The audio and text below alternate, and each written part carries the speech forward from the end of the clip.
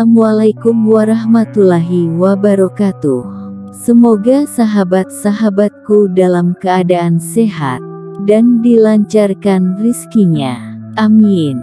Baiklah, di sini saya akan menceritakan sedikit tentang kisah Pangeran Srindoyo.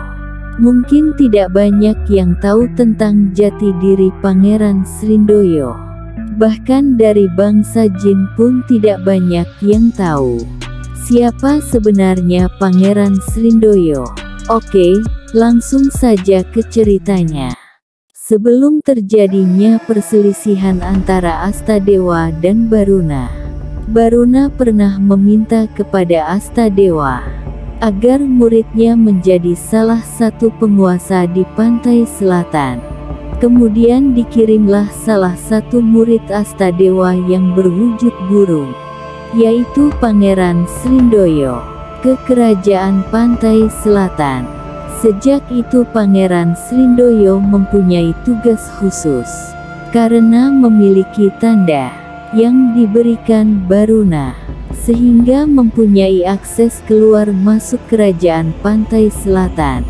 Pangeran Srindoyo bisa bebas dari pihak selatan jika tanda itu sudah hilang. Meskipun tidak mudah menghilangkan tanda itu. Setelah anak Astadewa dan Nyi Roro Kidul lahir, terjadilah perselisihan antara Astadewa dan Baruna. Karena anak perempuan Astadewa, yaitu Dewi Nawang Wulan atau Dewi Angin-Angin, dibawa ke kerajaan pantai selatan. Karena kejadian itu Astadewa teringat dengan salah satu muridnya yang mempunyai kedudukan tinggi di kerajaan pantai selatan, yaitu Pangeran Srindoyo.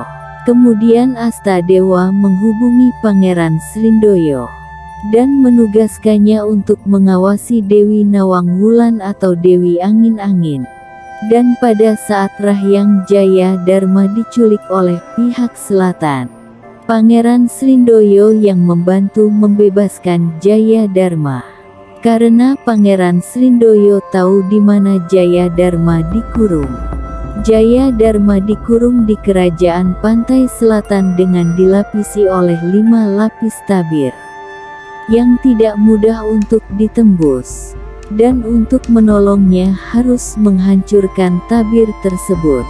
Ketika itu Pangeran Srindoyo mengorbankan segalanya demi menolong Jaya Dharma.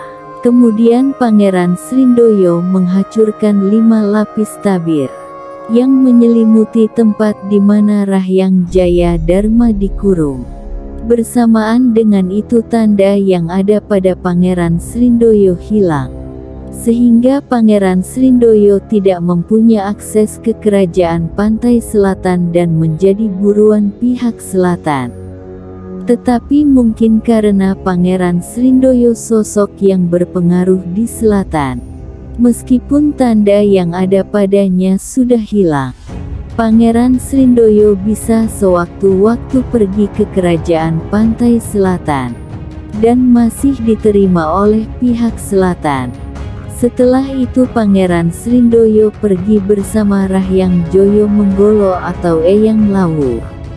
Karena mempunyai kedekatan sejak ribuan tahun lalu, dan Pangeran Srindoyo memiliki karakter seperti Eyang Lawu, mereka sama-sama berwujud burung.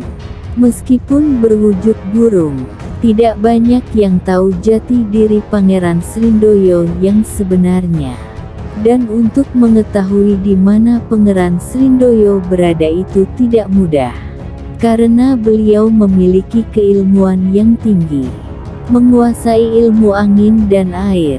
Pangeran Srindoyo pernah mempunyai tugas di Gunung Srandil. Namun beliau pergi, karena keadaan sudah berbeda. Dahulu Gunung Srandil hanya dipakai untuk tempat bertapa mencari ketenangan. Namun sekarang banyak orang-orang datang untuk mencari kekayaan dan jabatan. Itu salah satu yang menyebabkan Pangeran Srindoyo pergi dari Gunung Srandil. Karena pada dasarnya Pangeran Srindoyo suka dengan kebaikan. Meskipun beliau belum Muslim, prinsip hidup Pangeran Srindoyo banyak yang sejalan dengan ajaran Islam.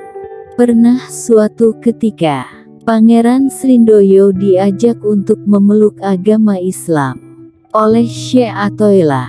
Namun Pangeran Srindoyo tidak mengiyakan ajakan tersebut, karena menurut Pangeran Srindoyo, ajaran yang dianut olehnya sama-sama mengajarkan tentang kebaikan. Meskipun tidak mengiyakan ajakan tersebut, Pangeran Srindoyo sepertinya masih memantapkan hatinya tentang ajaran Islam. Dan pada akhirnya pada saat di Gunung Srandil, Pangeran Srindoyo akhirnya mendapat hidayah dan bersedia membaca 2 kalimat syahadat. Namun sebelum membaca 2 kalimat syahadat, Pangeran Srindoyo minta dibukakan kedua matanya. Karena selama ini beliau membatasi diri. Setelah dibuka kedua matanya, seketika Pangeran Srindoyo mengucurkan air mata. Beliau sedih melihat keadaan alam semesta yang sudah banyak sekali perubahan.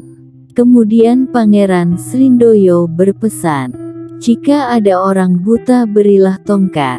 Jika ada orang kelaparan, berilah makanan. Jika ada orang telanjang, berilah pakaian.